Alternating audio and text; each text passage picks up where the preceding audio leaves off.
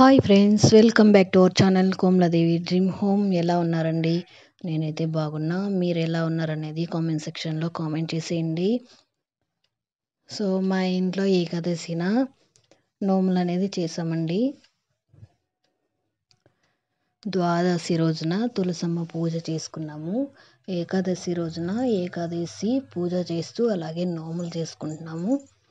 గౌరమ్మని కూడా చేసుకున్నామండి. మూడో రోజు తర్వాత అంటే పున్నమి రోజున గౌరమ్మను వదిలి చెరుకట్ట దగ్గర దీపాలు చెరువులో వదిలి అలాగే శివారాధన చేసుకొని శివుని దర్శనం చేసుకొని కూడా వచ్చామండి. మీకు ఈ వీడియో చూసిన తర్వాత ఎలా అనిపించింది అని కామెంట్ సెక్షన్లో కామెంట్ అయితే చేయండి. మీరు ఎలా చేసుకున్నారు పండగ? నచ్చితే గన సబ్స్క్రైబ్ చేసుకొని లైక్ చేసి షేర్ చేయండి.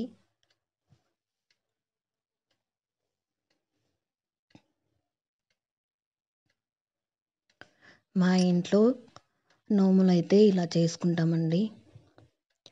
అంటే పలావలి అనేది కట్టి కాయలు అన్నీ కట్టి తోరణం అన్నీ కట్టి ఇలా చేసుకుంటాం అన్నమాట పండగ.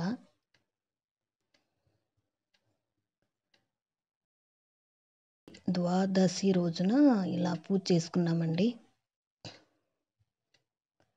తులసమ్మ పూజ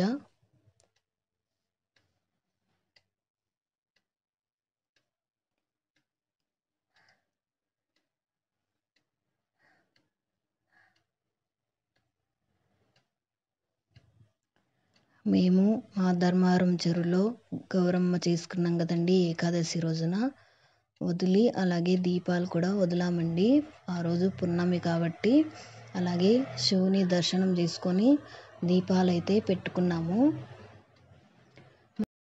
ధర్మవరం చెరువు దగ్గర ఉన్న శివాలయం అండి.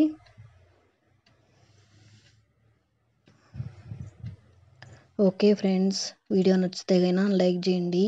బాయ్ అండి.